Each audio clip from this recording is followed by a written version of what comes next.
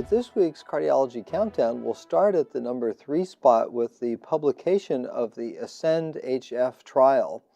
This was the large outcomes trial looking at Nesiritide, the recombinant BNP that's a vasodilator and been seen to be useful in reducing pulmonary capillary wedge pressure. But big questions arose when pooling small trials raised the question of increased mortality. And so this large trial randomized 7,000 plus patients to Nesiritide or placebo with acute heart failure.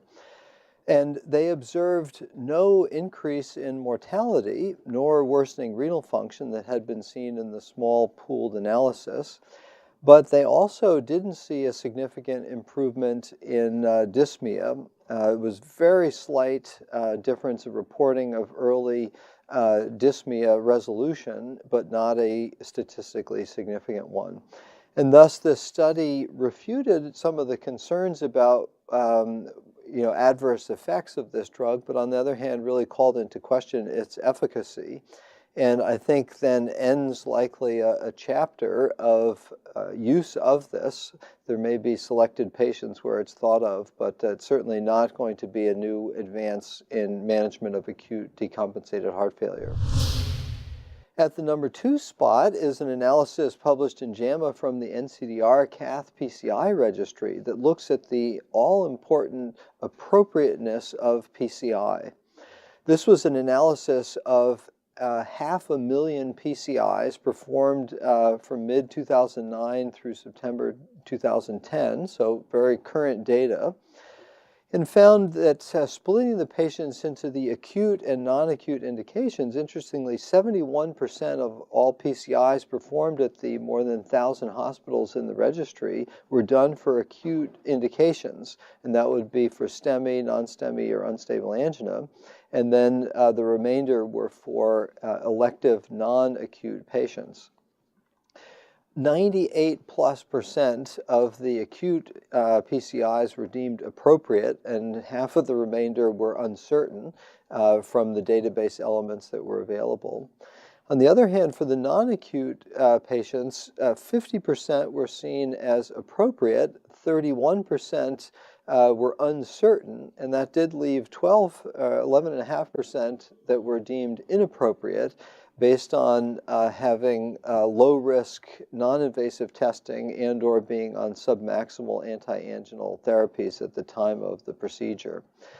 Some limitations of a big database, but I think very reassuring that the vast majority of PCIs performed in the United States do look appropriate, with some room on the low end of patients that may not need cardiac cath on the basis of testing. So hopefully this can be useful in guiding appropriateness moving forward for PCI.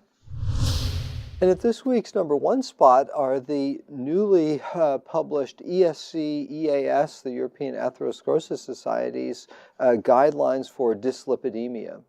It's a big document that reviews the entire literature and lays out what are appropriate tests to be done in evaluating dyslipidemia, where for risk assessment, they note that total cholesterol is used in the SCORE, the European risk thing, but also in Framingham, but that LDL really is the primary target, and triglycerides and HDL are useful markers of risk and should also be measured.